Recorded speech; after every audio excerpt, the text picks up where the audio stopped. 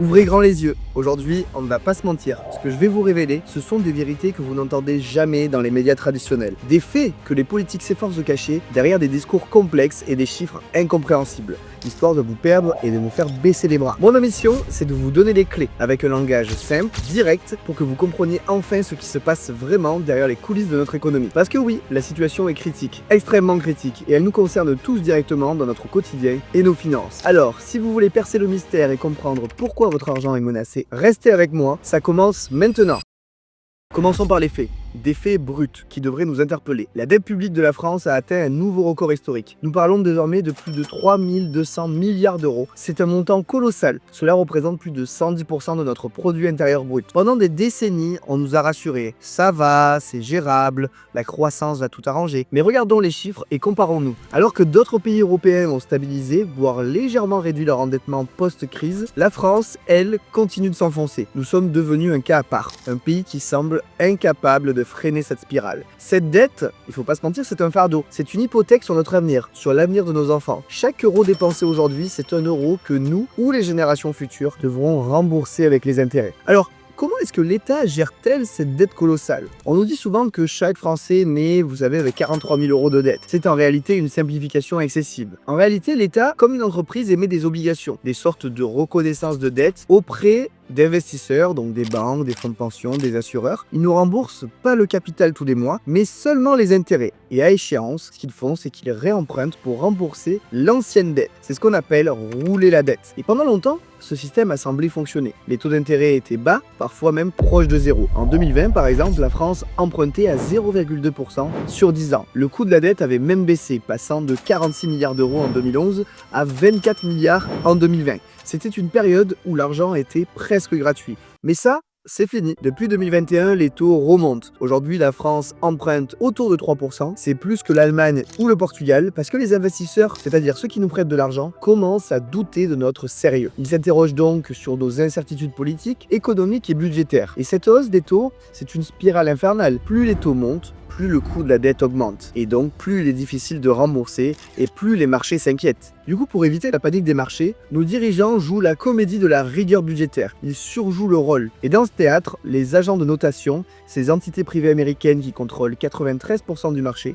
ont un pouvoir colossal. Leurs notes, même si elles sont parfois dépassées ou sujettes à des conflits d'intérêts, alimentent le débat public et influencent directement la perception des investisseurs. C'est donc un système opaque, sous influence, qui nous impacte tous. Et face à ce monstre financier et à cette montagne de problèmes, quelle est la solution qu'on nous propose? Tenez-vous bien, nous entendons des propositions qui frisent l'absurde. L'une des dernières qui a fait grand bruit, supprimer 2 jours fériés. Oui, vous avez bien entendu, pour faire face à des milliers de milliards d'euros de dettes, certains esprits au sein de notre classe politique pensent sérieusement que sacrifier 2 jours de repos pour les Français va nous sortir de ce gouffre. C'est non seulement ridicule par rapport à l'ampleur du problème, c'est un pansement sur une hémorragie béante, mais c'est aussi une insulte à l'intelligence des citoyens. C'est la preuve d'un déni profond, d'une incapacité à affronter la réalité avec des mesures structurelles, courageuses et efficaces. C'est clairement se moquer du monde. C'est nous dire continuez à payer, on s'occupe de tout et on vous demande encore plus d'efforts pour des résultats minimes. Alors, je vais vous expliquer pourquoi est-ce que je vous expose cette situation. Pourquoi cette dette, ces décisions politiques déconnectées, devraient vous alarmer personnellement? Tout simplement parce que cette situation nous menace tous, directement dans notre quotidien et notre patrimoine. Via, premièrement, vos impôts. Pour combler ce déficit et payer des intérêts plus élevés, l'État n'a qu'une seule option, augmenter la pression fiscale. Attendez-vous donc à voir vos impôts directs ou indirects s'alourdir dans les prochains mois, prochaines années. Deuxièmement, via l'inflation. Pour financer la dette, rien de mieux que la planche à billets. C'est la voie royale vers l'inflation. Votre argent perd donc de la valeur chaque jour. Votre épargne, celle que vous avez mis tant de temps à construire, fond comme neige au soleil. L'euro, notre monnaie, s'affaiblit face au dollar, ce qui rend nos importations plus chères et réduit notre pouvoir d'achat à l'étranger. Et troisièmement, via la baisse des services publics. Qui dit plus de dettes, c'est-à-dire moins de moyens pour des services essentiels comme nos hôpitaux, notre système éducatif, nos infrastructures. La qualité de vie que nous connaissons est en déclin constant. On est donc dans un avenir incertain et ne vous y trompez pas, ce n'est pas un problème abstrait de l'État. C'est votre problème, c'est votre portefeuille, c'est votre avenir qui est en jeu. Aujourd'hui, compter sur le gouvernement pour vous sauver, c'est une illusion dangereuse, et les chiffres le prouvent. Alors que faire aujourd'hui face à ce constat alarmant? Attendre que la situation empire, se lamenter? Non, ce n'est pas ma philosophie, et ça ne devrait pas être la vôtre. La seule voie viable, la seule solution qui dépend de vous, c'est de prendre en main vos propres finances. C'est d'agir, de vous éduquer et de protéger ce qui vous appartient. Nous ne pouvons pas contrôler la dette de l'État. Nous ne pouvons pas non plus changer les décisions politiques absurdes. Mais nous pouvons contrôler nos propres choix financiers. Nous pouvons chercher des alternatives, des boucliers, des stratégies pour préserver notre capital et même le faire fructifier en dehors des sentiers battus du système traditionnel. Et c'est là que ça devient intéressant avec la crypto rentre en jeu. Pendant que notre système économique traditionnel vacille sous le poids de la dette et de l'inflation, l'écosystème crypto, lui, offre des opportunités uniques et des solutions bien concrètes. Grâce aux crypto, on a une réelle protection contre l'inflation, premièrement, avec des actifs comme le Bitcoin, qui sont par nature déflationnistes, avec une offre limitée et prévisible, contrairement aux monnaies fiduciaires qui sont imprimées à l'infini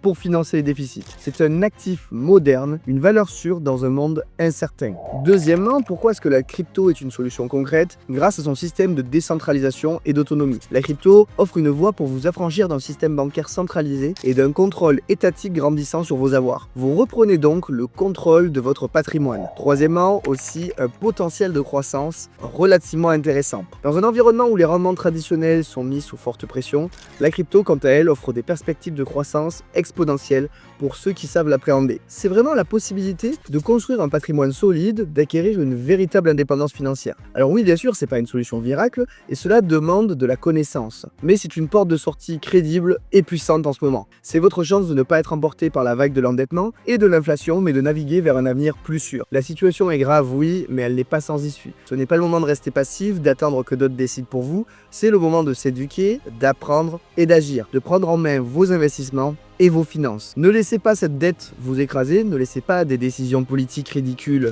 dicter votre futur. Investissez plutôt en vous, investissez dans la connaissance et potentiellement investissez dans ce qui peut vous sauver, la crypto. Si vous voulez comprendre comment naviguer dans cet environnement complexe et comment protéger et développer vos finances avec la crypto, je suis là pour vous accompagner. Abonnez-vous à la chaîne pour plus de décryptage sans filtre. Laissez un commentaire si vous aussi vous sentez que c'est le moment d'agir et partagez cette vidéo à tous ceux qui doivent ouvrir les yeux sur la réalité de notre économie actuelle. Allez, je vous dis à très vite.